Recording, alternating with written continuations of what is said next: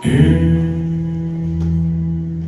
दिन भीड़ के बीच से एक धर्मशास्त्री, यानी कि कानून का बहुत जानकार व्यक्ति, उठकर यीशु से सवाल करता है। वो थोड़ा घमंडी लहजे में बोलता है, गुरुजी बताइए, मुझे अनंत जीवन पाने के लिए क्या करना चाहिए?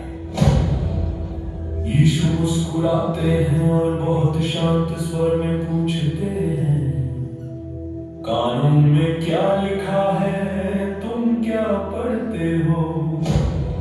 वो जवाब देता है, तू अपने परमेश्वर से अपने पूरे मन, आत्मा, शक्ति और बुद्धि से प्रेम कर, और अपने पड़ोसी से अपने समान प्रेम कर।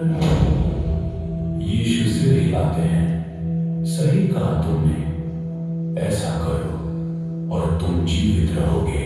लेकिन वो व्यक्ति और बहस करना चाहता है, थोड़ा दिखावा करने के अंदाज में पूछता है, और मेरा पड़ोसी कौन है? यीशु धीरे धीरे कहानी शुरू करते हैं और सबका ध्यान उन्हीं पर टिक जाता है। एक आदमी यरूशलेम से यरीहो की ओर जा रहा था। वो रास्ता बहुत खतरनाक था, सुनसान और पत्थरीला। अक्सर डाकू वहां छिपे रहते थे, और हुआ भी वही, कुछ डाकू अचानक उस पर टूट पड़े, उससे सब कुछ छीन लिया, कपड़े फाड़ दिए और उसे अधमरा छोड़कर भाग गए।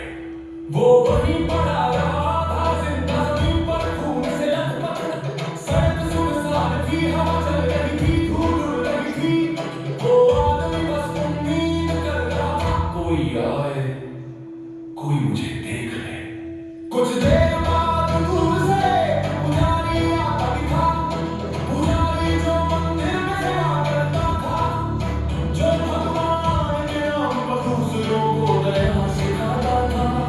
वो आदमी को देखता है लेकिन रुकता नहीं, शायद डर गया या शायद सोच लिया, मुझे देर हो जाएगी, मुझे साफ रहना है।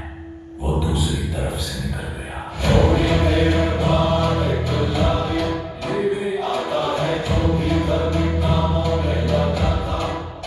उसने भी देखा और वो भी आगे बढ़ गया। दोनों ने देखा लेकिन किसी ने मदद नहीं की। अब तीसरा आदमी आया, एक सामरी। सामरी उस समय यहूदियों के दुश्मन माने जाते थे। अगर ये घायल आदमी होश में होता तो शायद सामरी से भी बात न करता, पर जब सामरी ने उसे देखा, उसका दिल पिघल गया। वो दौड़कर उसके पास गया, उसने अपने साथ रखा तेल और दाखरस उसके घावों पर डाला, पट्टियां बांधी, फिर उसे अपने जानवर पर बैठाया, उसे पास की सराय में ले गया और पूरी रात उसकी सेवा की।